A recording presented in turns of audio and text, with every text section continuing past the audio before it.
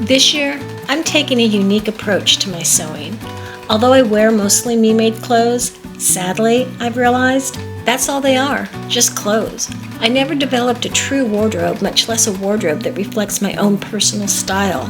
And isn't that supposed to be an advantage to sewing your own clothes? I found myself sewing what was familiar rather than challenging myself to sew the clothes that I really wanted to wear and that expressed who I was. So this year, I'm sewing my story. Hey sewing friends, so I was in Joann Fabrics the other day and I saw this woman in the checkout in front of me and I absolutely loved the blouse she was wearing. And I wish I had more video of it because the picture really doesn't do it justice. The sleeves and the pockets are sequins, and every time she moves, and I don't mean big movements, it could be just something as small as looking in your purse to grab your credit card or your debit card, but every time she moves, the sequins would shine because the light would reflect off of it, and it just looked stunning.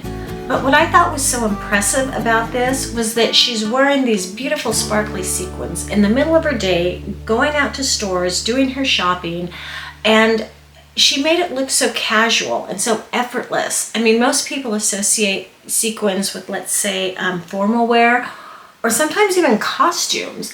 But again, she just made it look so normal, so chic. And I've got to say that this woman has style.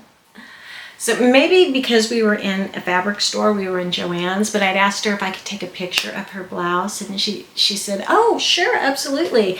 And then she asked me, she goes, oh, are you thinking of making it? Well, now that you mention it.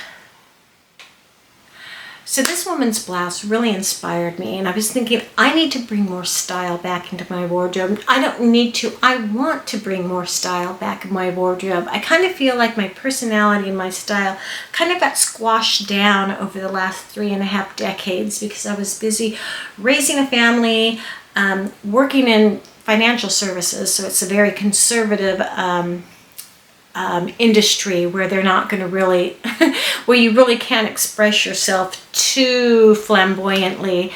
So now I think I've reached a point in my life where I just feel comfortable and I want to express myself. But my first make of 2024 was actually something I've been planning on for a while. Now you're going to probably, I'm going to show it to you and you're probably going to go, what? You're talking about sequins, you're talking about style, you're talking about, expression and artisticness, because this is not that, but there is rhyme and reason behind it. So the first thing that I wanted to make for 2024 was the Studio Tunic by Sew Liberated. Okay, and I'll show you mine right here. Now the reason I wanted to make this is because I had seen something, I don't know, I think it was like a YouTube something, and somebody, it was like an artist, and they were wearing like one of those French artist smocks, and I thought that would be a good idea to, kind of have like a tailor's uniform.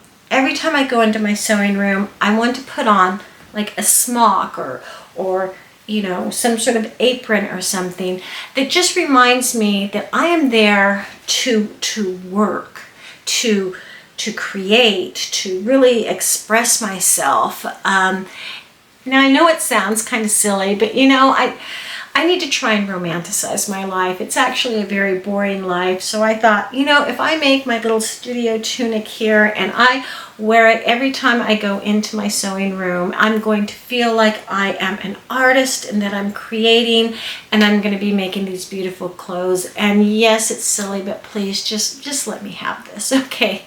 Just let me have this. So let me go ahead and tell you a little bit about the Studio Tunic by Sew Liberated. So I had actually made a size 16 and graded to an 18, I think at the waist and hips, but excuse me. But after making it, I realized that I probably could have sized down even more. In reading the instructions, they did talk about the picture that I put up of the, I guess the model, or actually I think it's the designer of the pattern. They did mention in the instructions that she sized down 2 sizes for more of a fitted, I guess, top or bodice.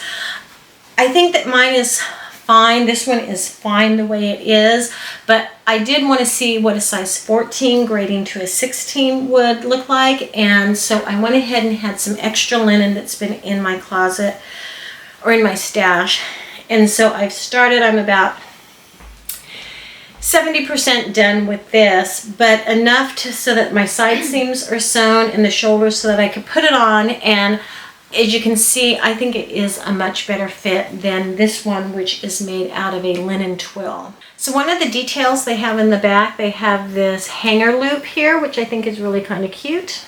So you have your hanger loop here.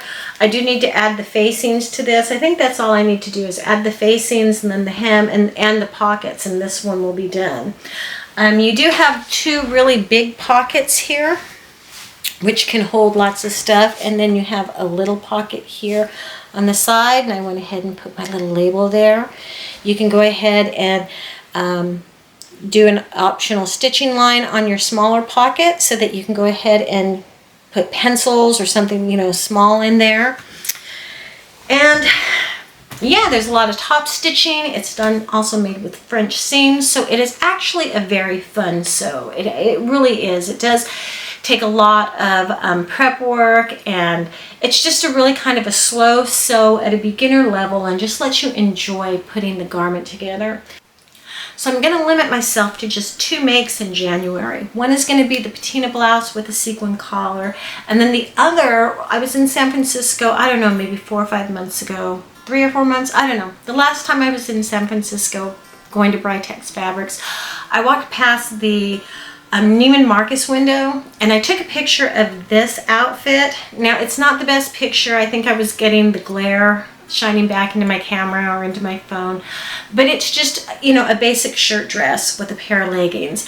But I did like the simplicity of it, yet the clean line of it, if that makes sense.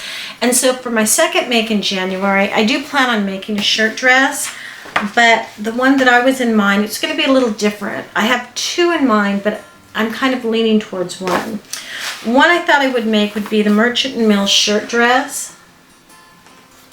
And here is the line drawings on it.